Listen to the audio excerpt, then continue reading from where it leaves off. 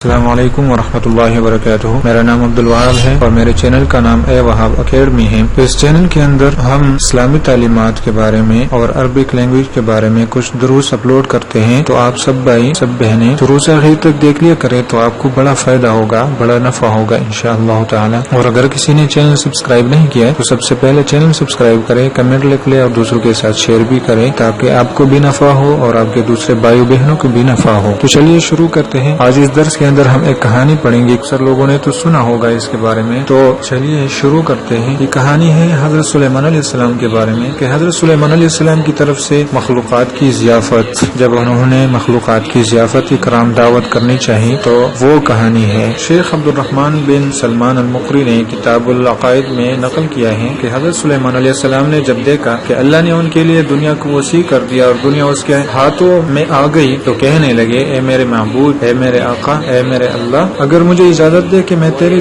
تمام مخلوقات کو پورے سال کھانا کھلاؤں، تو اللہ تعالیٰ نے ان کے پاس وہی بھیجی کہ تو اس پر ہرگز قدرت نہیں رکھتا۔ پھر درخواست کی، یا الہی ایک ہفتہ کھانا کھلانے کی اجازت دے، تو جواب ملا اس پر بھی قدرت نہیں رکھتا۔ پھر درخواست کی، یا الہی ایک دن کھانا کھلانے کی اجازت دے دے، تو فرمایا اس کی بھی قدرت نہیں رکھتے۔ بہرحال اللہ تبارک تعالیٰ نے ایک دن کی اجازت دے دی تو حضرت سلیمان علیہ السلام نے تمام جنات اور انسانوں کو حکم دیا کہ وہ تمام کے تمام ان چیزوں کو جو زمین پر حلال ہے، یعنی گائے، بیل، بکریاں، ڈومبے وغیرہ، اور ان تمام چیزوں کو جو جنس حیوان میں سے ہیں یعنی پرندے وغیرہ، جب جنس و انس نے ان چیزوں کو جمع کر لیا تو اس کے لیے بڑی بڑی دیگیں تیار کی گئی، پھر ان جانوروں کو ذبح کیا گیا اور ان کو پکایا گیا، اور ہوا کو حکم دیا گیا کہ کھانے پر چلے تاکہ خراب نہ ہو، پھر کھانوں کو جنگل میں پھیلا دیا گیا۔ اس کا طول 1 مہینے کی مسافت کے برابر تھا اور اس کا عرض بھی اتنا ہی تھا۔ پھر اللہ تعالیٰ نے حضرت سلیمان علیہ السلام کے پاس وحی بھیجی، اے سلیمان، تو مخلوقات میں سے کس سے دعوت شروع کرے گا؟ تو حضرت سلیمان علیہ السلام نے فرمایا کہ میں دریا کے جانوروں سے شروع کروں گا۔ تو اللہ تعالیٰ نے بحر محیط کی ایک مچھلی کو حکم دیا کہ وہ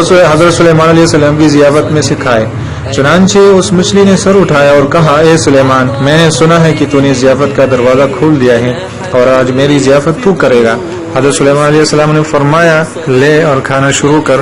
چنانچہ وہ مچھلی آگے بڑھی اور دسترخوان کے شروع سے کھانے لگی۔ مچھلی نے اس قدر کھایا کہ ایک ساتھ میں سارا کھانا صاف کر دیا۔ پھر اس مچھلی نے آواز لگائی کہ اے سلیمان، مجھے کھانا کھلاؤ اور میرا شکم سیر کرو، میرا پیٹ نہیں بھرا۔ حضرت سلیمان علیہ السلام نے فرمایا کہ تو سارا کھا گئی اور اب بھی تیرا پیٹ نہیں بھرا؟ تو مچھلی نے کہا، کیا اسی طرح میزبان کا جواب ہوتا ہے مہمان کے سامنے؟ اے سلیمان، آپ خوب جان لیجئے کہ میرے لیے ہر روز اس طرح جتنا تو نے پکایا دن میں 3 مرتبہ متعین ہے، اور آج میرے کھانے کے روکنے کا سبب تو بنا ہے اور تو نے میرے کھانے میں کمی کر دی۔ اسی وقت حضرت سلیمان علیہ السلام اللہ کے سامنے سجدہ کرتے ہوئے گر پڑے اور کہنے لگے، پاک ہے وہ ذات جو کفالت کرنے والی ہے مخلوق کی روزیوں کے ساتھ، جہاں سے مخلوق جانتی بھی نہیں کہ کہاں سے آتا ہے۔ اس کہانی کا جو حوالہ ہے وہ اشرف الادب اردو ترجمہ نفحۃ العرب ہے، نفحۃ العرب سے اس کو اردو میں ترجمہ کیا گیا ہے، تو آپ نفحۃ العرب میں بھی دیکھ سکتے ہیں اور اشرف الادب کے اندر بھی اس واقعے کو، اس کہانی کو دیکھ سکتے ہیں۔ تو اس کا حاصل یہ ہے کہ بے شک ہمارا رازق صرف اور صرف اللہ ہی ہے، چنانچہ ہمیں صرف رزق اسی سے مانگنا چاہیے، اور کبھی اپنے مال و دولت اور وزارت و صدارت کے بلبوتے پر انسان ناز نہ کرے کہ میرے پاس مال ہے، منصب ہے، اس لیے مجھے رزق میں پریشان نہیں ہونا چاہیے، بلکہ سب کچھ ہونے کے باوجود بھی اللہ ہی سے مانگنی چاہیے، مانگتے رہنا چاہیے۔ دعا ہے کہ اللہ تعالی ہم سب کو اس واقعے سے سبق حاصل کرنے کی توفیق عطا فرمائے، آمین۔ السلام علیکم ورحمۃ اللہ وبرکاتہ۔